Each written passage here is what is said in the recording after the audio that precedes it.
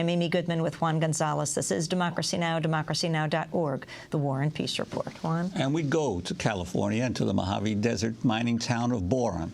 It's the site of the second largest borax mine in the world and an unfolding labor struggle between some 600 workers represented by the International Longshore and Warehouse Union Local 30 and the Anglo-Australian mining giant Rio Tinto.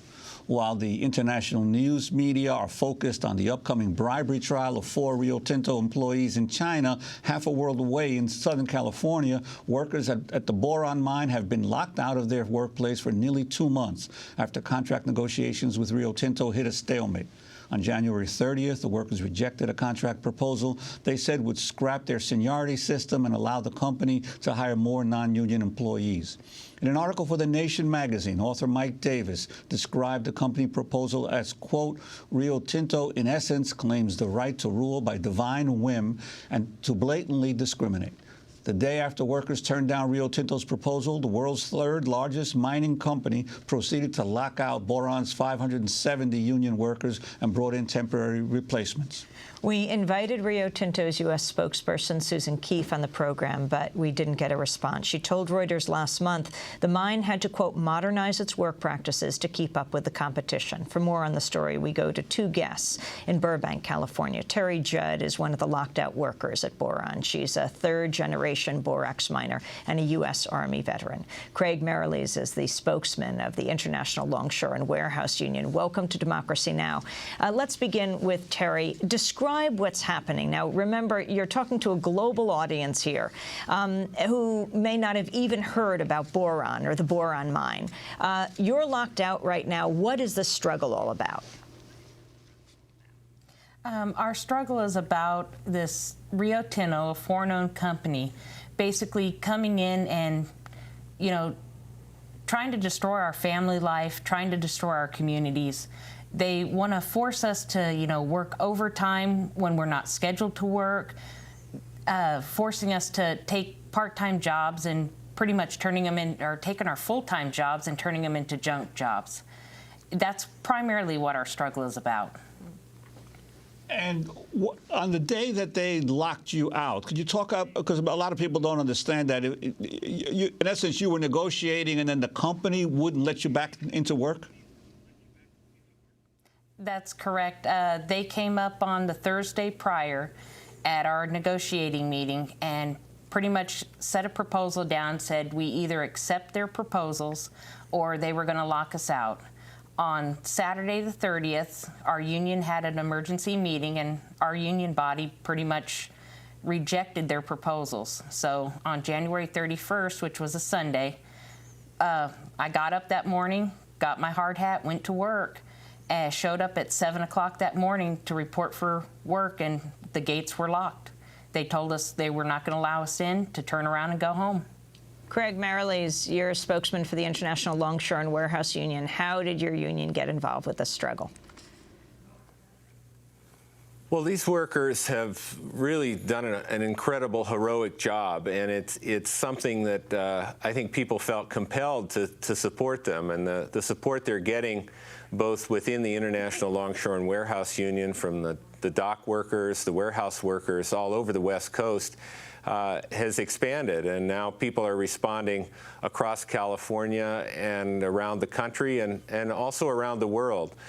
They see what's happening in Boron. They see the courage that these families have shown to stand up to a powerful corporation that's behaving like a bully, trying to take advantage of families during a recession to do things that are really hurting not just the families themselves, but entire communities across the high desert. And of course, it's happening all over America and around the world as more and more corporations are being disrespectful of people who are simply want the chance to work hard, be paid fairly, and more than anything, be treated respectfully. And that's why it's so important that these folks are standing up. They're doing it on behalf of everyone, not just the families there in Boron. Craig, can you take us around the world with the company, with Rio Tinto? What's happening in China and Indonesia? This is not just one place that this is all happening. Yeah, Rio Tinto is a global Goliath, and the workers there in Boron are the Davids in this struggle. The company has operations that span the entire globe, and historically, the company has done business with some of the most repugnant regimes in world history. They collaborated with Francisco Franco's fascist Spain. They worked with the racist apartheid regime in South Africa.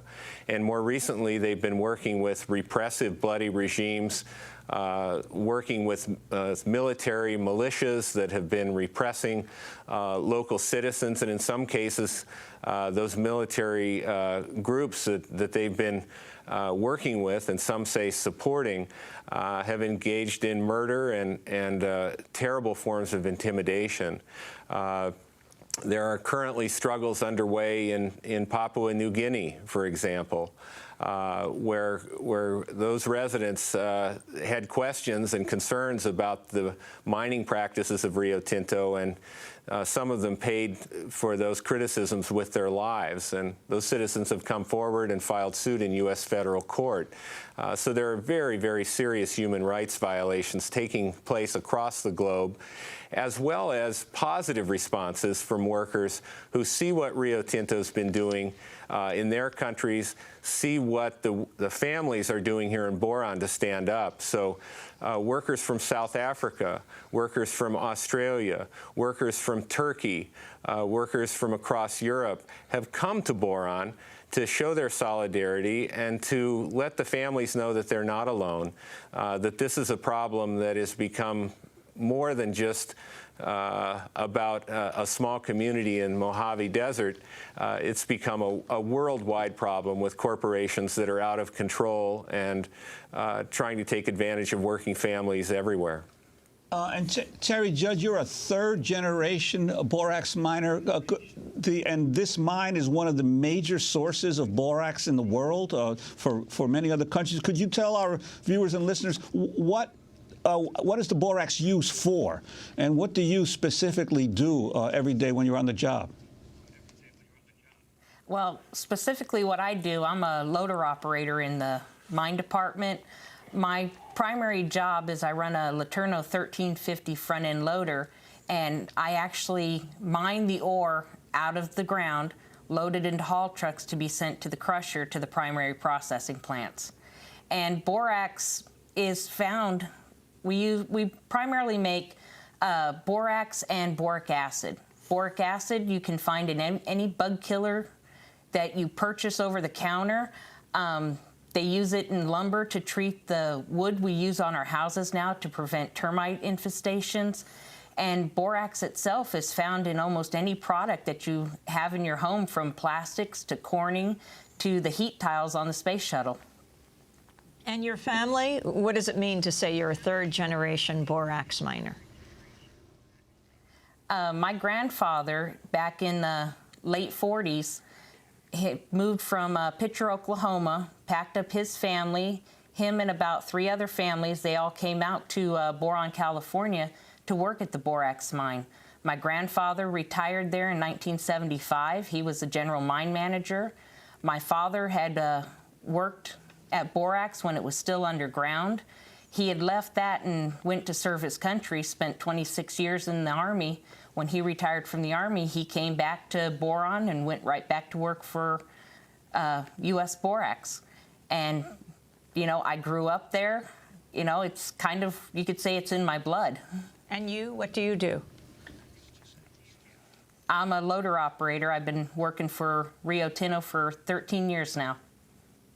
I wanted to read from Mike Davis's piece in The Nation, a really all-encompassing piece. In one paragraph, he says, in southern Africa, miners' unions have long questioned whether Rio Tinto, long rumored to have supplied uranium to Pretoria's clandestine atomic weapons program in the 1970s, has ever really broken with apartheid in its treatment of black workers. In February, there was a worker uprising at its huge Rossing uranium pit in Namibia over management's unilateral raising of performance quotas and its refusal to address worker grievances. Interestingly, the government of Iran is Rio Tinto's junior partner, with 15% of shares at Rossing, and it goes on from there. Craig Merrilees, what is the union demanding right now?